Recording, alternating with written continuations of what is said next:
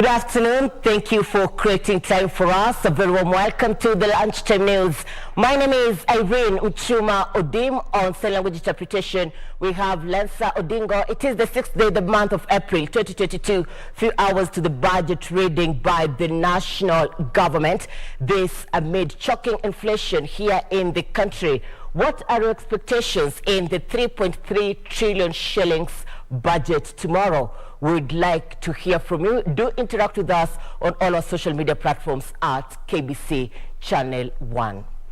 Our top focus this afternoon is in the county of Mombasa, where Interior Cabinet Secretary is currently touring the region. This as he is inspecting several projects by the national government. My colleague Michael Mwandiga is with the delegation and he is on standby. Let's cross over and get the picture from the ground. Michael, good afternoon.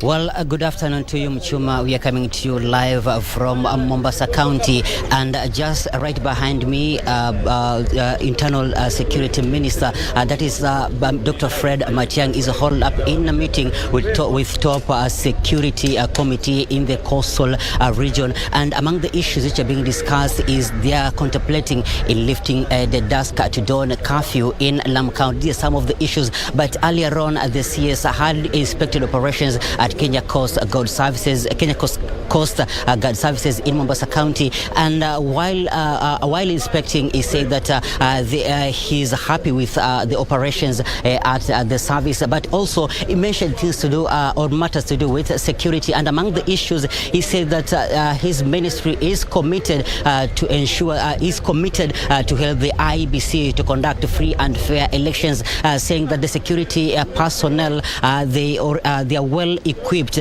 and no one should worry about insecurities during or before and during the elections. And among the issues which he also mentioned is urging or asking the political class to be tolerant and desist from utterances which may in any way jeopardize the peace in the country. These are some of the issues which are also being discussed in the meeting which they are holed up in, and you're waiting when they come out. They should also tell us more. And among other issues which you expect to be addressed is about the land issues in Coast Region, as he's also having the NLC chairman inside at that boardroom meeting, and also infrastructure CS Mr.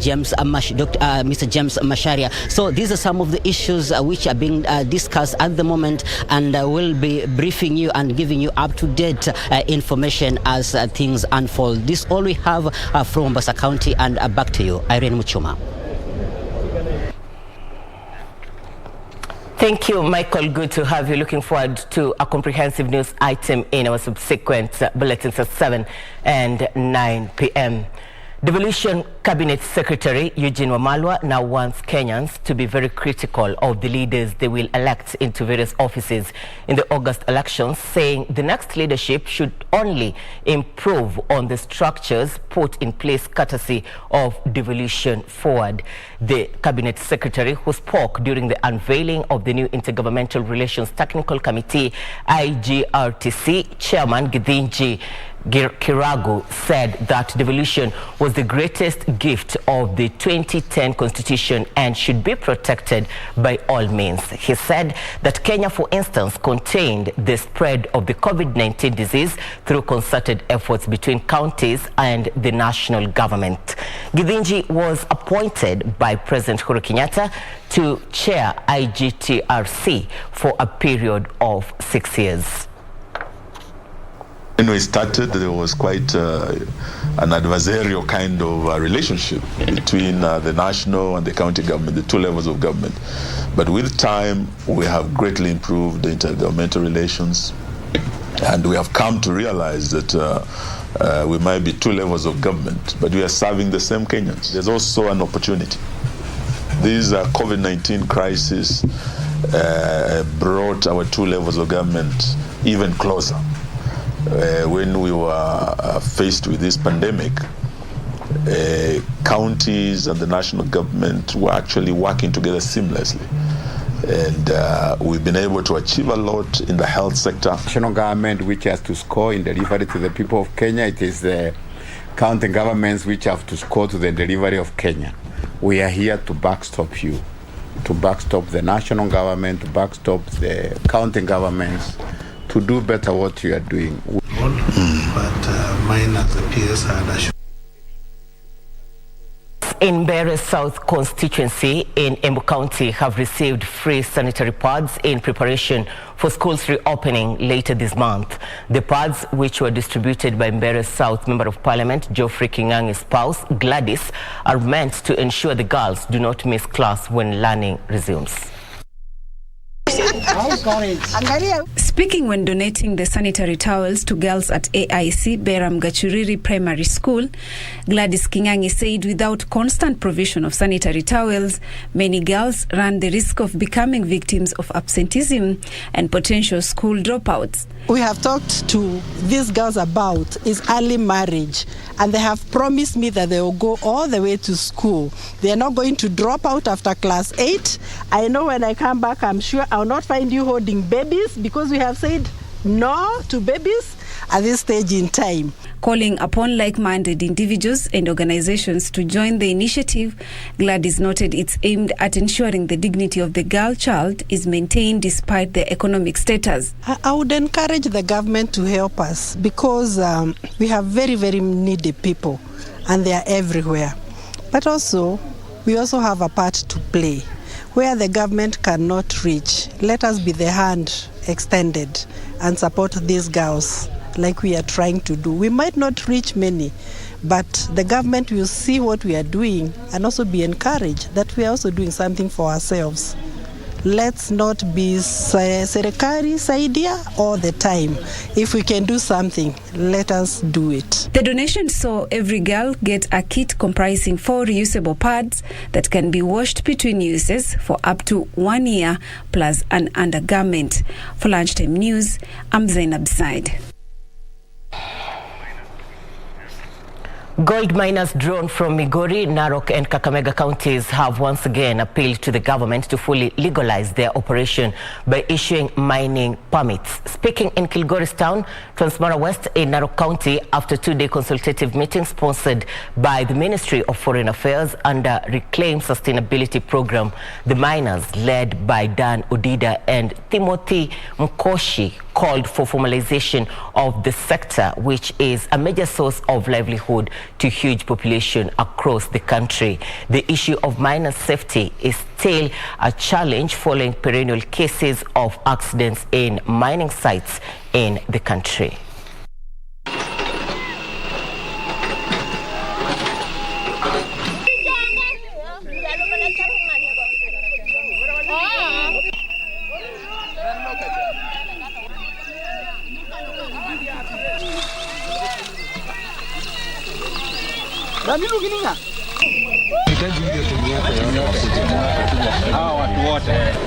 We are able to fund ourselves. We can become self. Thank you. And I'm thankful for all of you who showed up for this meeting. What I just Being able to have a clear guidance on the standard rules as far as we as the miners are concerned. And also today we've also been able to come up with a proposed committee for the regional outfit, because we've been yearning for a regional platform for artisanal miners to be able to champion their issues and even air their issues. Kuanzia kwa 2016 Mining Act, watu wa mining tunafanya informally na tuna ile platform ambayo inaweza kutulead tusikike vizuri nationally.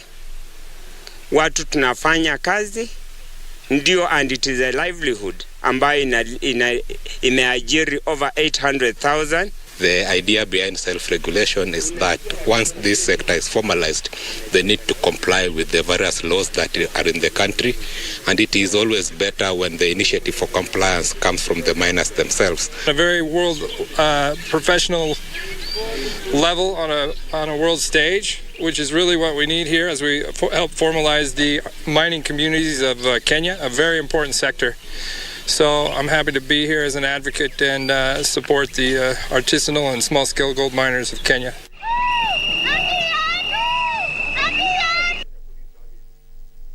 University of Juba has reciprocated a courtesy visit made by Professor Njenga Munene, the Vice-Chancellor of Zitek University, in February this year to explore the possible areas of collaboration and promote academic and research cooperation between the two institutions. Professor John Akek, the Vice-Chancellor, and Professor Reverend Milton Lado, the Director of International Affairs at the University of Juba, signed a pact with Zitek University that will see both institutions launch joint programs in hospitality and tourism, among other mutually beneficial projects.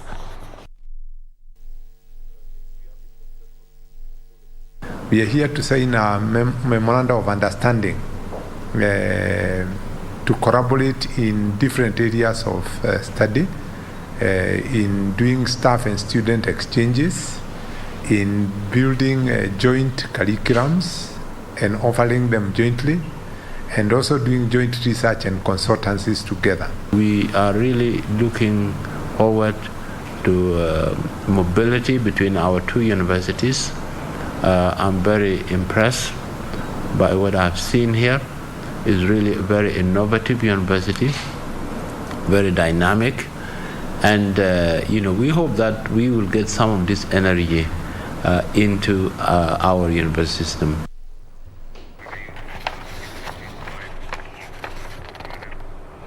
Youth in Kakamega County have been urged to actively participate in governance processes by engaging in public engagement forums.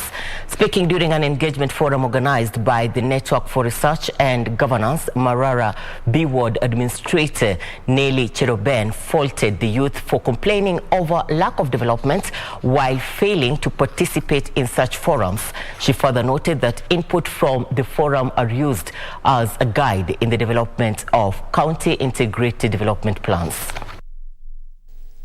One of the major challenges that we are undergoing, for most issues to be implemented at our ward, at our county, especially in the ward level, are taken through public participation. Most of the time, these youths do not want to be part and parcel of this public participation. So maybe with a little bit of civic education and engaging them positively, we shall be able to embark the issue of public participation attendance. Na wakati wanakuja, we shall be able to implement projects and issues that are affecting them directly as a community, and we shall be ready to go as a county. From a fisherman to a fishing vessel builder, that's the story of Joshua Odoyo Ogalo from Sirongo Beach in Bondo Sub-County.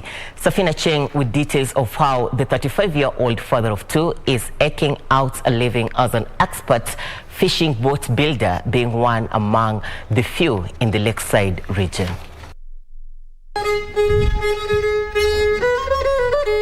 Sirongo Beach in Bondo Sub-County.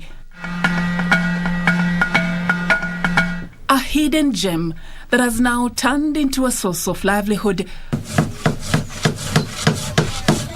for Joshua Odoyo Ogalo, who works as a boat builder along the shores of Lake Victoria.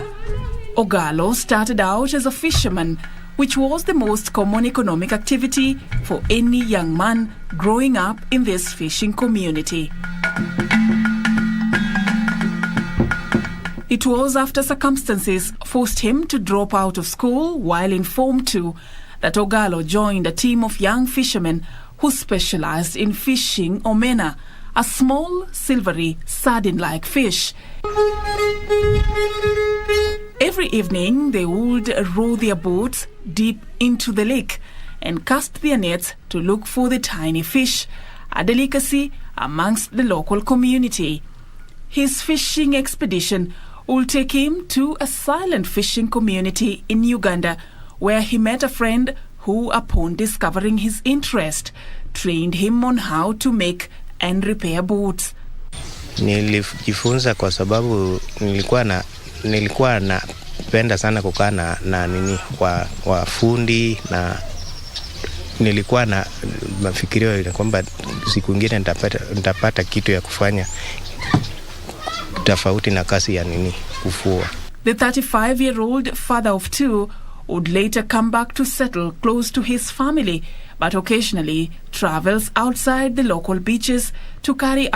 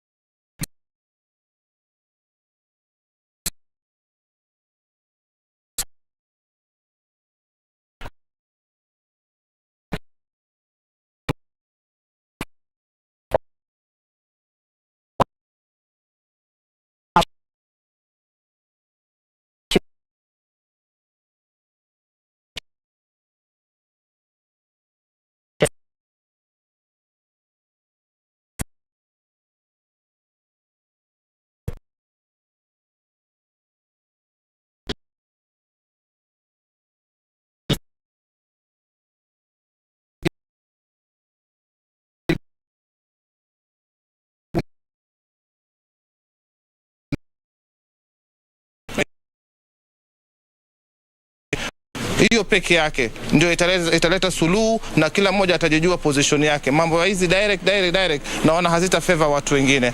Hapo kutakusemekana turudi kwenye debe, kwenye mchujo, pia tuko tayari kwa sababu ya neno moja tu. Tunalinda heshima na kutetea ile itikadi ya ODM hapa Pwani. She's still stuck in that hotel. Meanwhile, KANU First Vice Chairman Tom Ojanga has faulted ODM party for giving direct ticket for the Homa Bay gubernatorial race to Gladys Wanga and locking out 6 other contestants. Ojanga, who is also vying for the senatorial position in the county of Homa Bay, said the move was ill-advised and against the will of the electorate. Pains me, and it sort of vindicates me also on the reasons why I left ODM, because these mistakes are done. It's not the ODM that we founded. I come with Raila from Ford, NDP, then KANU, LDP, ODM. So I've been there all through since I was a young kid. And the mess that is perpetuated in ODM, you cannot bring a college of thieves to a Nairobi hotel to decide on how they are going to perpetuate plundering on the county, and then you expect the people of that county to support that. This is not going to happen. Finally, the Marachi Council of Elders has thrown its weight behind Busia Women Representative Florence Mutua's bid for gubernatorial seat, saying her track record has been impressive. I support Mama Mutua kwa sababu ya vitendo vyake kama Mama County na pia kama chairman wa Education Committee katika Parliament ya Kenya nzima. Ametufanyia watu wa Busia kazi nyingi sana. Mahali hapa Busia ambako mama hajafika.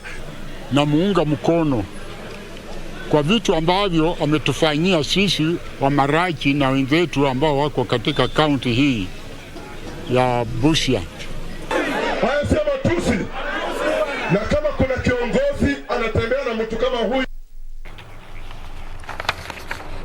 Athi River Sub-County Directorate of Criminal Investigation is calling on clients who are alleging foul play by the Royal Mabati Factory Limited to formally submit formal complaints for prompt action. This coming after irate clients stormed the premises to demand refunds for non-delivered iron sheets. The clients are decrying constant delays from the company stretching as far as 4 months. At the Royal Mabati Factory Limited, Machakos County,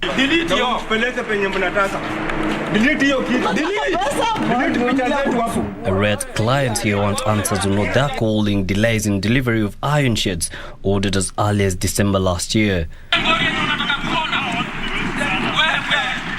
Some have travelled from as far as Homa Bay County.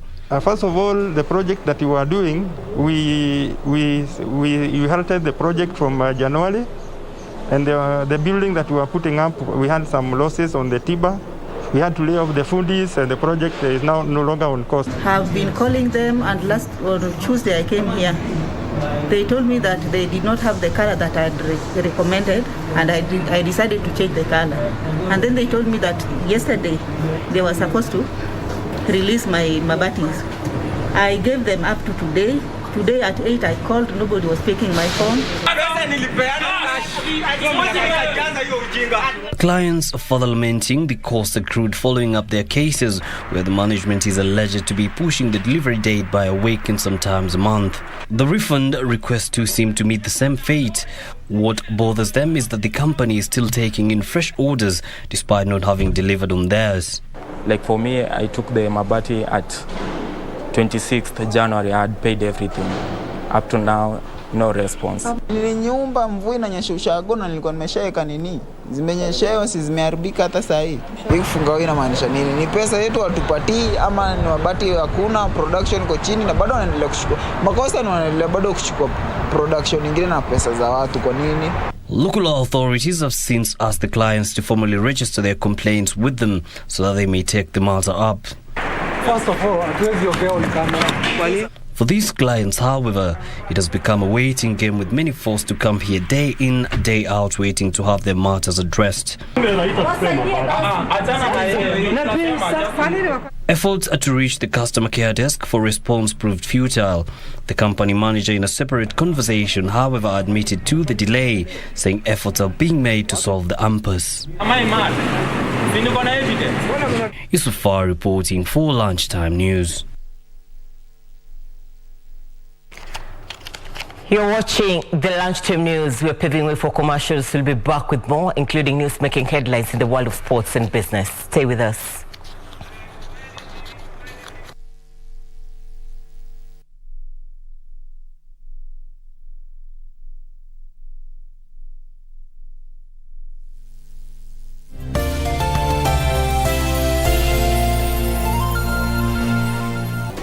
Do you have a news story to share with KBC? Get in touch swiftly on email news@kbc.co.ke or call 0723-892-654 or 0734-780-124.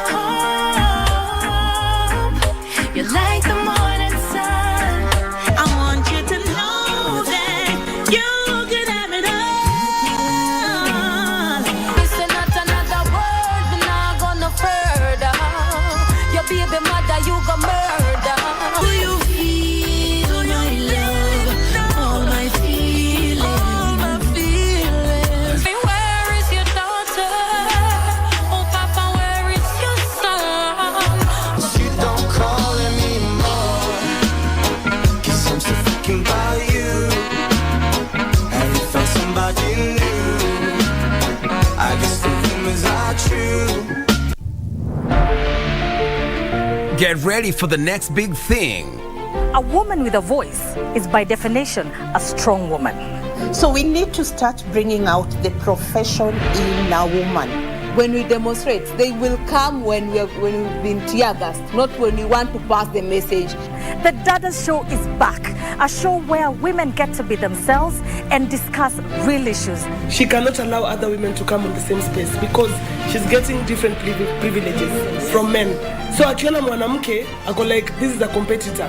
This being an election year, we have given an opportunity to women to express themselves and share their expectations during this critical moment in our country. The issue of corruption and how it has impacted women and children in this country. Create jobs for the informal sector, create jobs for the youth who leave the universities. Hatutaki bora uongozi, tunataka uongozi bora. Keep your heels, head and standards high. Dadas, coming soon.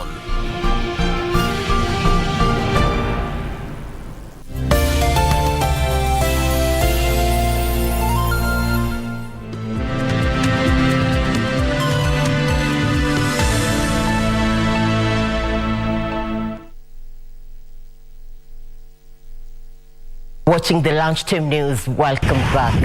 Samburu County government has embarked on a journey to compensate farmers who were affected by the locust invasion in the last 2 years. Through the World Bank funded emergency locust response program, at least 139 groups have received checks worth 35 million shillings as part of the compensation. Farmers in areas hardest hit by locusts in Samburu County could not hide their joy as the county government, in conjunction with the World Bank, finally handed in 35 million shillings as compensation for the losses incurred. Desert locust ilivamia zaidi na ikaleta changa mingi. Nyasi ilimalizwa na locust,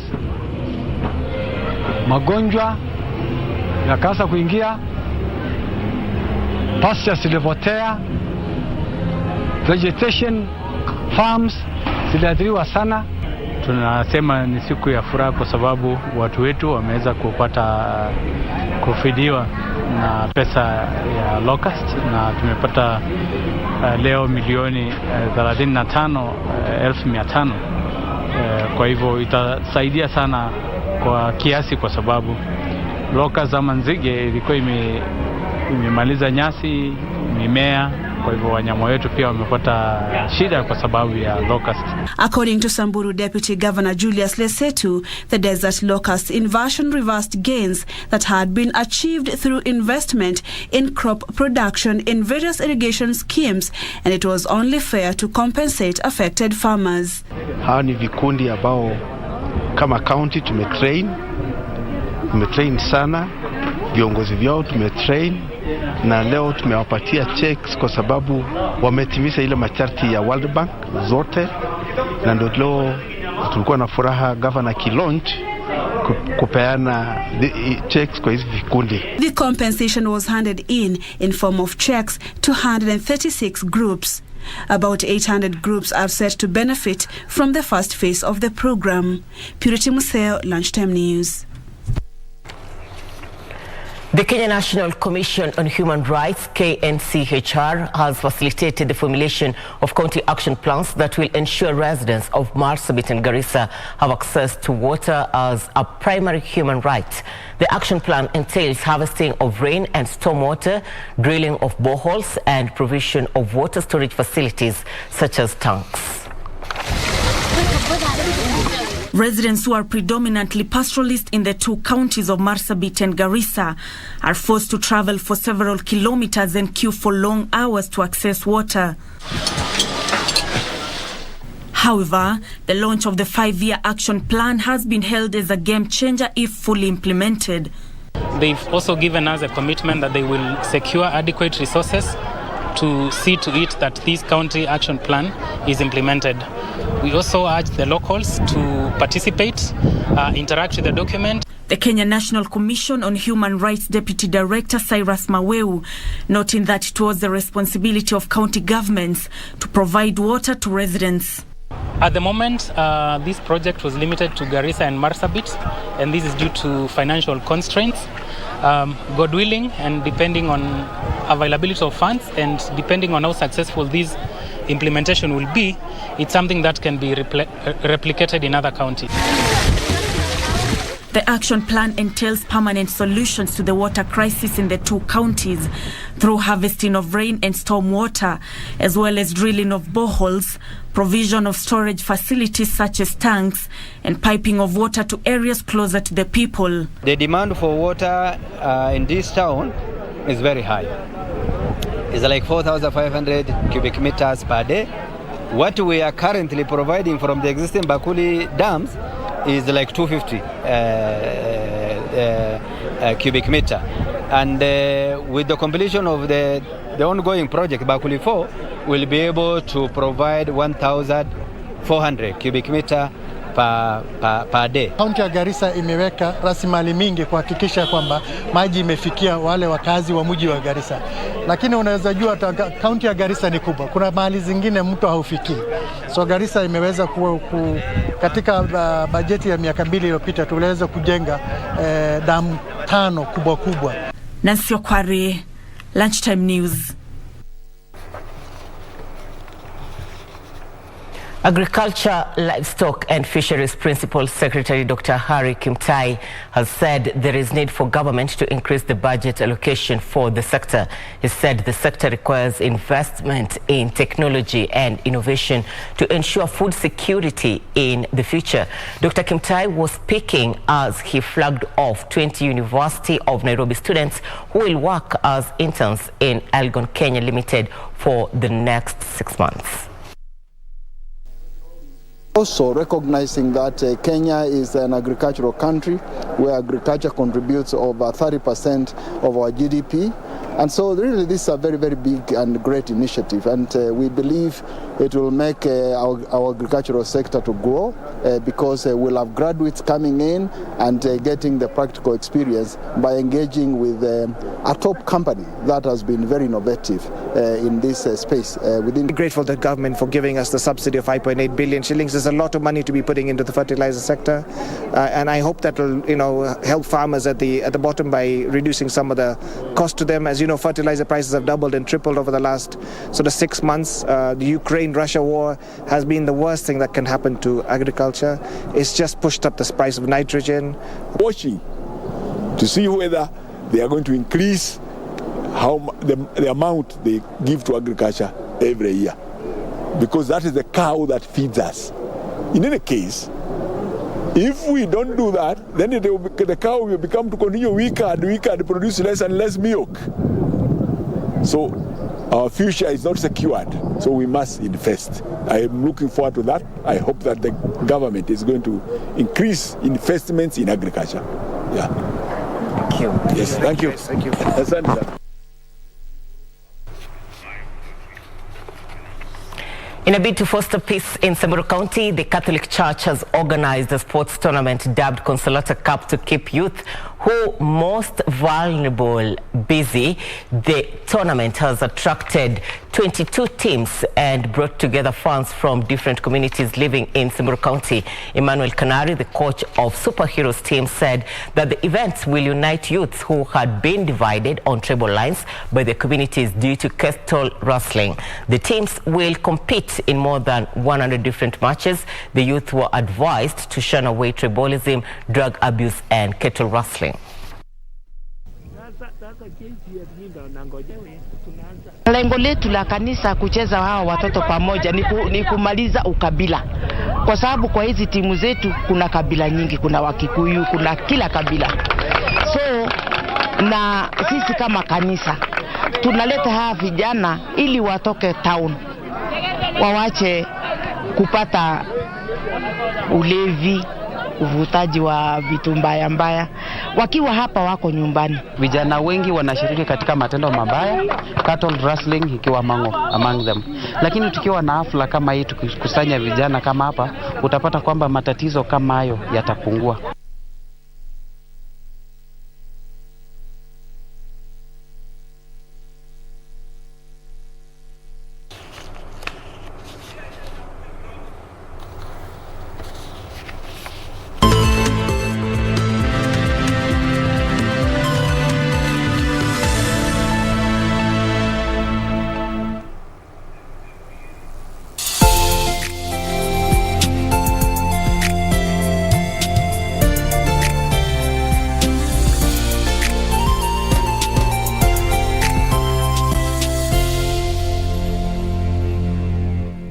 Parapanda imelia.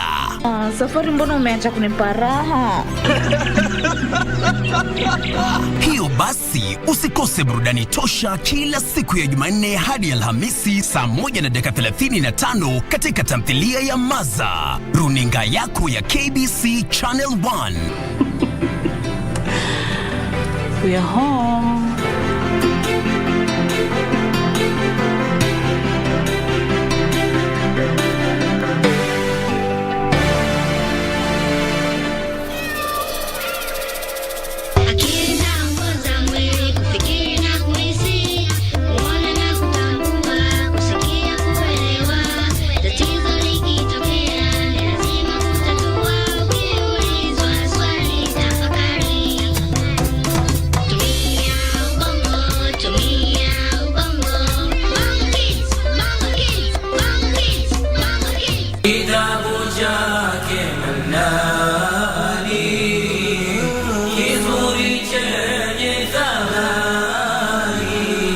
watu wana elimu, lakini pia hawafanyii kazi elimu yao.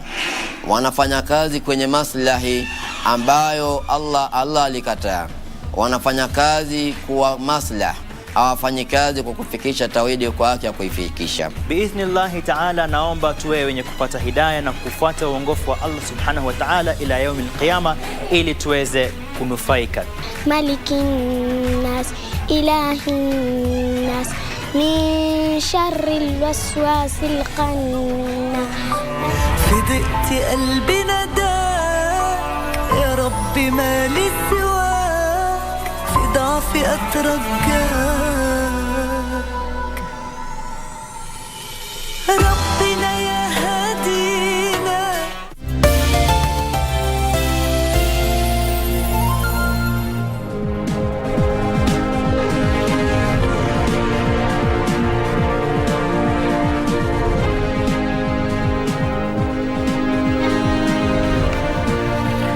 Time for Channel 1 Business News. Biomedical engineers in Kenya are working with experts from Hong Kong to unveil a mobile application which will ease repair and servicing of medical equipment. So far, over 60 biomedical engineers have been trained on the use of the new app known as All Trusted Medical. The biomedical engineers in Kenya says the new app will not only enhance service delivery but also create over 300 job opportunities. We realize that after service is really a big gap when you want to deliver good healthcare service to the patients. So we want to come in with Ahmed to settle this gap by empower the engineer, and we also provide useful tools to our engineer. So even though this event is 4-day training, but we want to continue. We start from IBD laboratory machine, but the next step will be ICU and also other machine in the country. Here we have 60 biomedical engineers who are going to be trained on capacity building, on management of medical equipment laboratory, which we have been having a very big issue in the country on how to manage them. The 60 biomedical engineers will, when they go out, they will be able to service the medical equipment and improve on healthcare service delivery, which you know very well. Sometimes we are not, this area has not been well taken care of. But with this approach, with the partners we have, we are going to improve on healthcare service delivery, to improve on the quality of healthcare service delivery in our hospitals.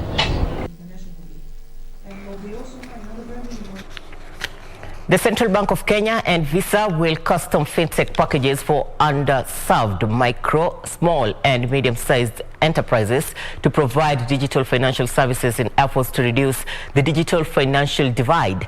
Central Bank Governor Dr. Patrick Njoroge says there is immense potential in the financial services sector and relevant stakeholders should employ technology and be innovative to fully tap it. Of the 44 million micro, small and medium-sized enterprise merchants across sub-Saharan Africa, only 2 million accept digital payments and have credentials to use e-financing services. Kenya is the first country in the sub-Saharan African region to have the dedicated innovation site that will host local innovators and fintechs to bridge the gap in the market. The facility will serve the sub-Saharan Africa region and joins 3 other innovation centers operated by Visa in cities including Dubai, Singapore and San Francisco. Central Bank Governor Dr. Patrick Njoroge says there is need to democratize digital services in order to provide varied solutions and to capitalize therein.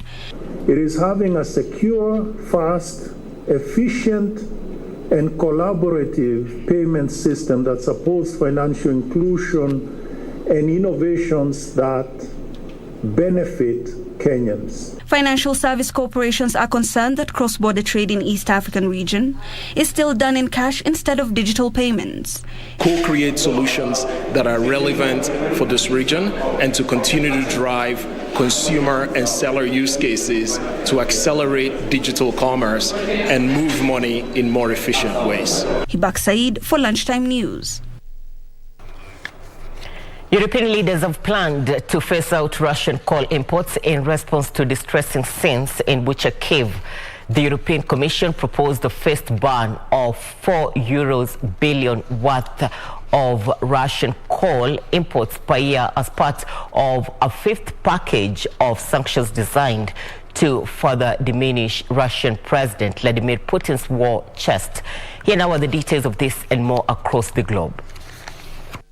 Russia was the world's third largest exporter of coal in 2020, behind Australia and Indonesia, according to the International Energy Agency, with Europe by far its biggest customer. The continent received 57 million tons of Russian hard coal that year, compared to 31 million tons for China. Europe has imposed punishing sanctions on Russia's economy since Putin tanks rolled into Ukraine in late February, but stopped short of targeting Russia's energy sector until images of unarmed civilians bound and shot lying along Bucha's road surfaced. These convinced leaders to change tact. The measure still need the approval of all 27 member states. Meanwhile, Deutsche Bank warned that Federal Reserve's fight against inflation will spark a recession in the United States that begins late next year. The recession calls reflects growing concerns that the Federal Reserves will hit the brakes on the economy so hard that it will inadvertently end the recovery that began 2 years ago. That forecast is driven by current inflation, with consumer prices rising at the fastest pace in 40 years. Hopes that inflation would rapidly cool off have been dashed, in part because of the war in Ukraine. Inflationary pressures have broadened out, raising concerns that the Fed will have to rapidly raise interest rates to get prices under control. Deutsche Bank pointed to how energy and food commodity prices have spiked since Russia invaded Ukraine. The bank expects a mild recession, with unemployment peaking above 5% in 2024. That would still translate to considerable layoffs. During the Great Recession, unemployment peaked at far higher levels of 14.7% in 2020 and 10% in 2009. Finally, Twitter has confirmed that it is working on an edit button that would allow users to change tweets after they have been posted without losing any replies, retweets, or likes it has already gained. It comes after new board member Tesla boss Elon Musk asked his followers in a Twitter poll whether they wanted the feature. Many users have long called for an edit button, but there are concerns about how to execute it. Twitter said it will start testing the idea in the coming months. Users of Twitter Blue, the platform subscription service, get early access to features it is testing.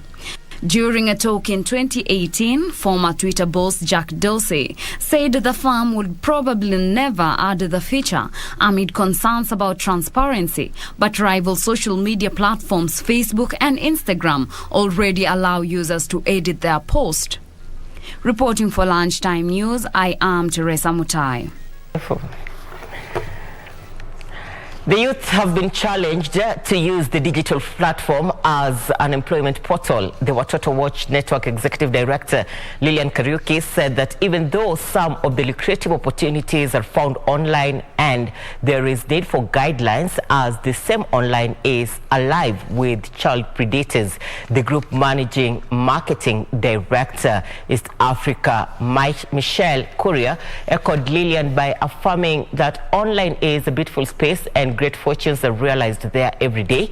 Broadband devices have been combined to make internet access widespread, which is essential for business, communication, education, research, and much more, despite threats and dangers lurking within. The youth are now sensitized on emerging ICT career choices found online as a resource, while still equipping them with skills to identify risks and threats while web surfing. Watoto Watch Network is an NGO that raises awareness on child online protection. So we run programs for children, parents, teachers, and the general public to know how to best support children on the online space. I'm glad to say that we are now in year 10, and we have reached out to over 90,000 young people directly. It's an app that they can download, and through this app they can be able to monitor the content, monitor the time, block inappropriate websites, and just get to know a bit more about their children's lives online.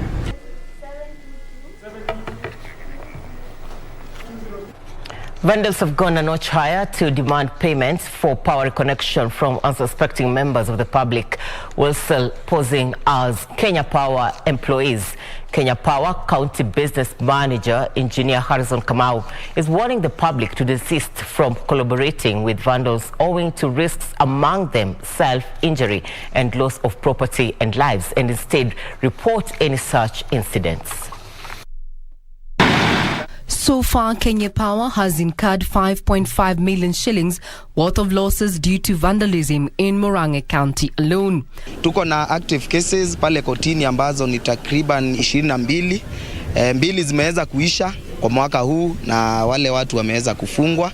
Kifungo mmoja amefungwa kifungo cha miaka 3 na mwingine ameweza kufungwa mwaka mmoja. The unscrupulous third parties have gone a notch higher to impersonate the company's officers and demand payment to restore electricity supply. Ukiwa uko connected directed, na hiyo ni kumaanisha ya kwamba unaiba stima. Mnafaa mjue ya kwamba ni hatia kupatikana ukiiba stima. Na ukipelekwa kotini unaweza hukumiwa kifungo cha miaka 5 ama faini ya shilingi milioni 5. According to Kenya Power, illegal electricity connections pose a danger to the public as unauthorized electrical links are done using substandard and crude materials, thus can easily cause harm through electrocution, fires as well as damage to property.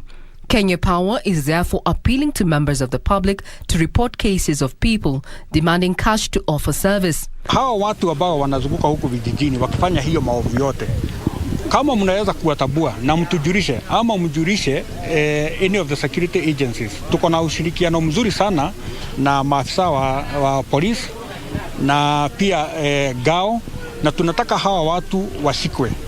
The company has so far lost 11 transformers in Murang'a County out of 18 transformers vandalized within the Mount Kenya region. Stima ni hatari na ni kitu yenye inaweza sababisha kifo.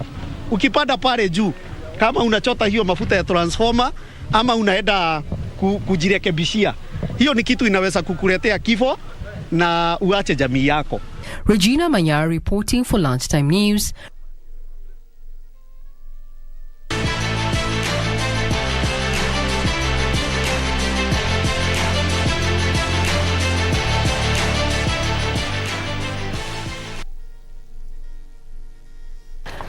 All right, let's get to the fields. Time for Channel 1 Sports News. Kiambu Golf Club top amateur Michael Karanga defied all odds to claim the 4th leg of the Savannah Golf Tour played at the Par 72 Karen Country Club. Karanga played a flawless first 9, scoring successive birdies in the first, second and third holes and held pars in the rest of the holes. For his efforts, he took home 115,000 shillings in accordance with the updated 2022 rules of amateur status as ratified by the Kenya Golf Union. Isaiah Otuke, Jacob Okelo and amateur Dennis Maara were tied in the second position, each having returned a score of 4 under par. 68. 81 golfers took part in the tournament. I played Sigona. I played Lemuru. Lemuru I was tied first. So we went playoff. I didn't manage to come number 1, but I became second runner-up. My improvement is on my driver. I'm hitting most fairways and my putting is okay. I can't complain. This is one tour that we say is a tour by the players and for the players, meaning that all the players come in, they contribute an amount of money, and whereby this money becomes the prize money, and whereby we all come and compete. And we learned that after the first event, we had well-wishers who were able to come on board, who were able to top up the amount of whatever the players had contributed. They were able to top up and took up our prize money up to $500,000.